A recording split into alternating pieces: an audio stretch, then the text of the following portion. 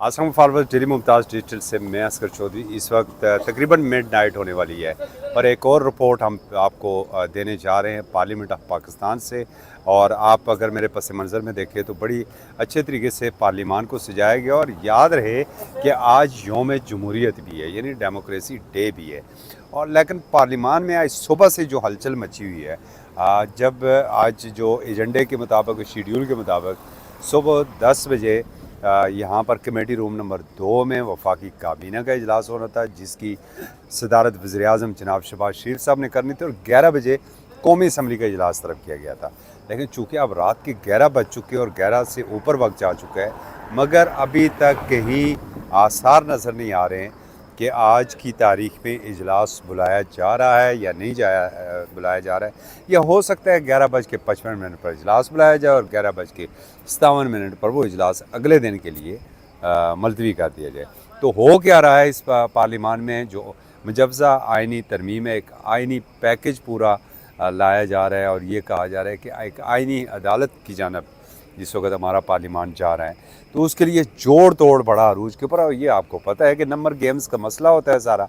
और number games में जब ऐसा मौका आता है तो वो पार्टियां जिनके 1 मेंबर हैं, 2 मेंबर हैं या 3-5 मेंबर हैं, वो बड़ी अहमियत इख्तियार कर जाती हैं। तो यही हुआ आज मौलाना फजल रहमान जिनके पास कौमी असम्बली के अंदर 8 और जबकि ऐवान बाला यानी सेनेट के अंदर उनके पास 5 अरकान हैं।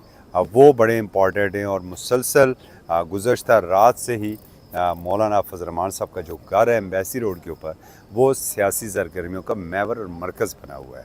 हुकूमती वफ्द वहाँ से उठता है तो पीपल्स पार्टी के चेयरमैन वहाँ पर पहुँच जाते हैं, पीपल्स पार्टी के चेयरमैन निकलते हैं तो PTI के चेयरमैन वहाँ पर पहुँच जाते हैं। और बिल आखिर अभी अब से कुछ देर पहले मौलाना फजल रहमान तशरीफ़ लाए।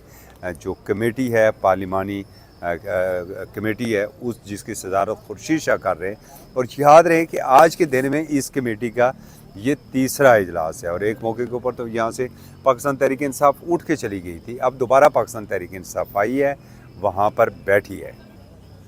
आज जब इस हवाले से आज और फिर यहाँ पर मुतज़ाद दावे हो रहे हैं। जब मौलाना फजल रहमान आपसे कुछ देर पहले तशरीफ़ लाए और उनसे ये सवाल हुआ कि आप किसके साथ खड़े, हुकूमत के साथ तो ये जमहूरियत, हुकूमत के साथ या जमहूरियत के साथ, तो मौलाना फजल रहमान का कहना था कि हम आपके साथ खड़े हैं, आपसे मुराद अवाम के साथ खड़े हैं।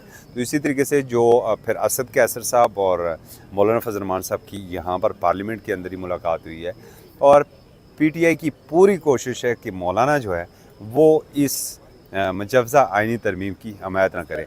दूसरी जानब वज़ीर इत्तलात यहाँ पर तशरीफ़ लाए, मीडिया सेंटर में उन्होंने प्रेस कॉन्फ्रेंस की। और जब उनसे सवाल हुआ कि आप कह रहे हैं कि एक एक नुक्ता है और बड़ी बारीक बीनी से उसके ऊपर मुशावरत होती है, तो ये मुशावरत आपको पहले क्यों नहीं याद है, जब इजलास आप बुला चुके हैं, काबीना का इजलास बुला चुके हैं।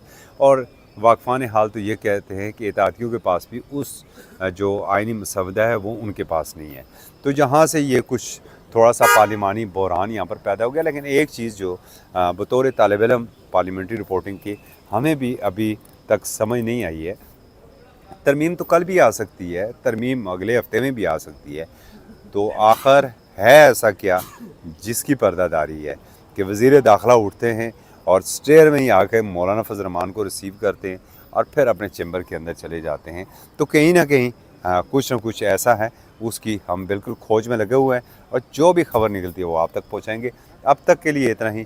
हम भी मौजूद हैं पार्लियामान में और देखते हैं कि आज पार्लियामेंट का इजलास कितने बजे तक चलता है। असगर चौधरी को इजाज़त दीजिए। अल्लाह हाफ़िज़।